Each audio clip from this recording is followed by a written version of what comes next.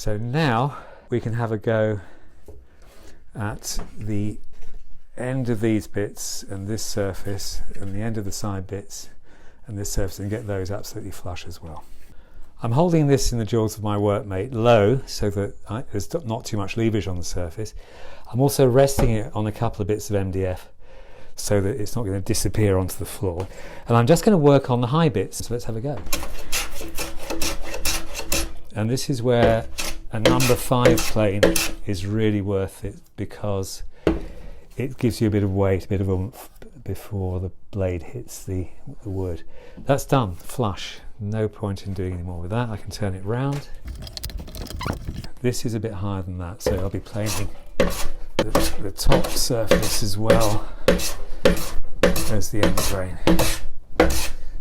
Notice I'm not going all the way across because it will break out on the other side. And that is now flush. It looks so nice when that end grain is showing up like that. Just the end grain here. I'm sort of working in diagonally from the corners to avoid these bits splitting out. So it's a bit like, imagine a Union Jack going across here. I'm following the lines of the Union Jack. And that's done. Flush. Turn it round.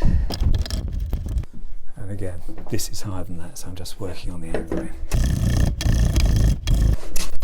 As soon as I start picking up wood from this area, I can stop. Lovely.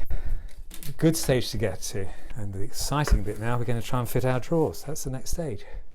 These are all our face edges. They've all got the remains of face side, face edge marks on them, but you can see here, that's the face edge. So this will be our front surface, and I'm going to put an F on here so I don't have to keep on looking at the side. This drawer is going to go in here, top left, and this drawer is going to go in here, top right. We'll start off with this drawer. The first thing I do is to plane this bottom surface absolutely flat. And to achieve this, I'm going to start with my highest point, which is here. I'm going to, as I did with the carcass, I'm going to have my plane at an angle, so I'm referencing this edge at the same time. And a bit like a greyhound going around a racetrack, I'm just going to follow the bottom round, even if it means holding the plane in a bit of a peculiar way. Coming up this way and round until I've got rid of my pencil marks, and I'll know that it's absolutely flat. And that looks it. Take off as little as you possibly can, because don't get those drawers are pretty exact.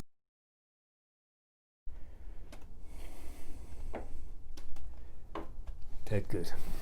I'm just going to try this in the cavity, and it's so close. So on the right hand side I've got about 0.2 millimeters take off here, and on the other side I've got about the same. So now I can start taking a little bit off this top surface, a little bit off there and a little bit off here. Try this side in here because that's where it's going to end up going. Still got about 0.1 of a millimeter to go that side, and this side with it touching the bottom. Yeah, I've got a little bit off. The worst thing you can do is to take too much off, because you'll get a gap and you can't put wood back. Bottom's in, top not quite, and on this side bottom's in, top not quite, it's just going. So I think we'll go a bit easy. And now I'm just going to have a go at taking a bit off this side bit, because the way we've done it, we're going to have a high bit here and a high bit there. That's fitting in, and that's fitting in. Just a little bit too easily, actually. Well, I'm going to take a bit more off this side. So that goes in well. That goes in well. So we'll just work on the width now, and we'll just initially plane the glue off. I think we won't do much more than that. So we're going to work from the outside towards the middle.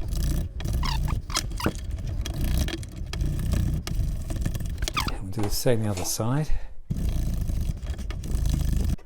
And you can see that it's very close. What about 1.5 millimeters? So what I'll do is to make a pencil mark all the way around at about 1 millimeter, so that I know where I've got to plane to. And we'll count the number of cuts. So that's 16 cuts that way. That Union Jack idea again, if you notice. And we're closer to the line, but not there yet. We've got to take a little bit more off this top bit. When I'm flat on the bottom here, I've got a gap here. So I've got to take material off this side here.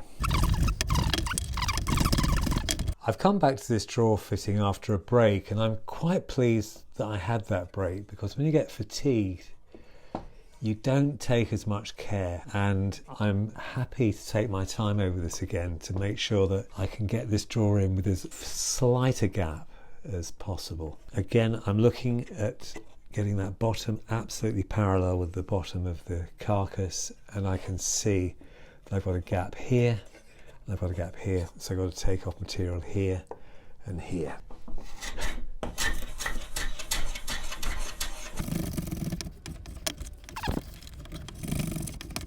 That's now going in, which is good. So I think I've got to take off material about here and here.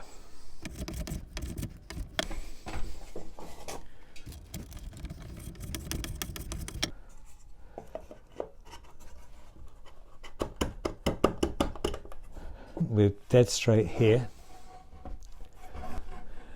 A bit of a gap at the top here, so I could take a little bit off the bottom. It's touching at the top here, so I could take a little bit off there maybe. Let's have a look at the back, see what we're up to. Got a gap all the way along here. A slight gap at the bottom there, but none at the top. So I think I've got to take a little bit off that top edge.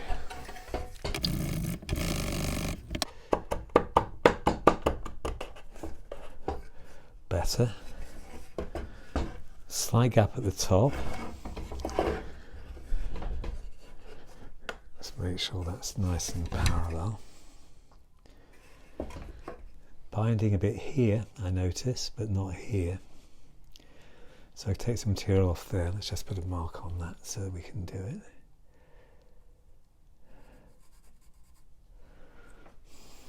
And as I said, binding a little bit here. Let's have a look at the back. It's binding here. And I've got a gap all the way along here. I've got a gap all the way along here. So I think that's all right. So I think this is where it's probably touching. Take a bit off that. A little bit off this. We'll see how that goes.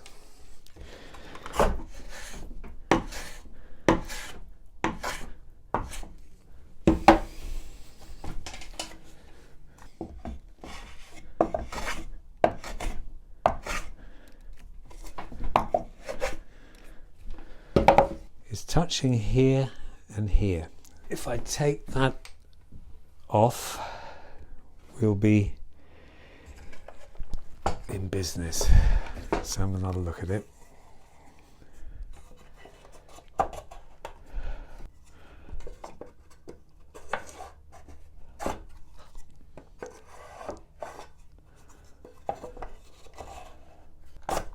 No, it figures if that goes in and that goes in, that it is the width that we're talking about. And we're still talking about this area here and this area here. You'll notice that I'm not using glass paper. The reason is that I want to get a perfectly flat surface on there, and I can't do it with a glass paper and block. even if I try, it's going to be a messy way of doing it.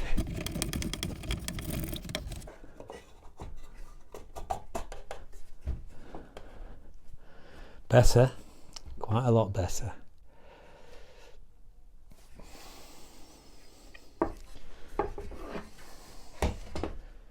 Got gaps all the way around there, except for here again, although it's not tight up down there, so I'm not going to take anything off there. It's still the width, and it's mainly the width at that front bit.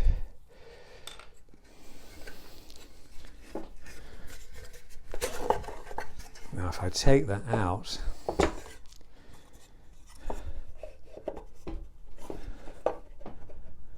yeah, the width on that is, on this front bit, is still a little wide, so I can afford to take a bit off here.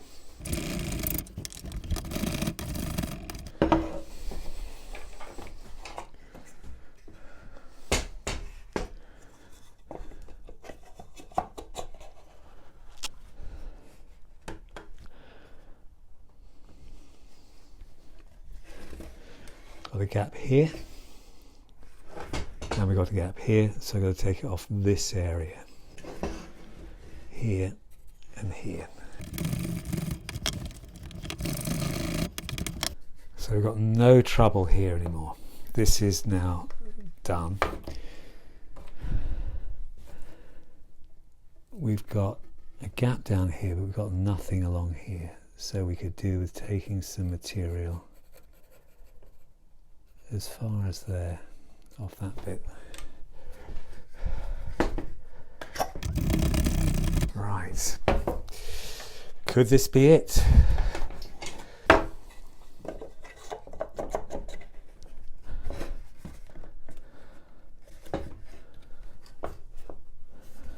Now I am going to sand. This is so little.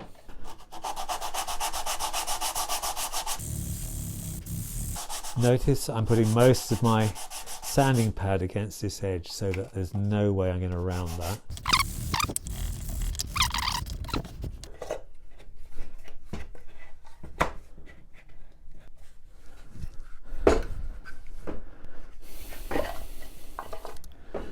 Right, we'll glue this little cock up and then we'll get on with the other drawer. We've got the drawers fitted and they slide very nicely. The thing that we need to address now is the fact that these drawers are a little deeper than they need be because we've taken off material from both sides of the carcass, so they're sticking out a little bit at the back. So what I'm going to do is, one drawer at a time, to put a steel rule against that front edge, turn the drawer round and lightly draw a line around the back of the drawer, and we'll take off whatever material is necessary to make sure that drawer doesn't overhang at the back.